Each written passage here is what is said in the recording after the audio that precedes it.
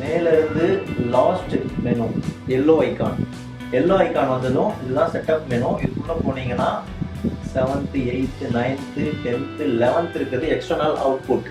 இந்த எக்ஸ்டர்னல் அவுட்புட்டுக்கு உள்ள வந்தீங்க அப்படின்னா இதுல தேர்ட் ஆப்ஷனா HDMI இன்ஃபோ டிஸ்பிளே அப்படின்னு இருக்கு இல்லையா, அதுல போயிட்டு ஆன்ல தான் இருக்கும். நார்மலா இது ஆன்ல இருக்கும்போது இந்த டிஸ்பிளே கட் ஆகிடும், அதில் இருக்க டிஸ்பிளே மட்டும் நமக்கு வியூ ஆகும்.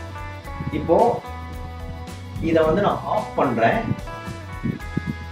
ஆஃப் பண்ணா இந்த கேமரா எதை வியூ பண்ணுதோ அது எனக்கு இங்க டிஸ்பிளேல தெரியும்.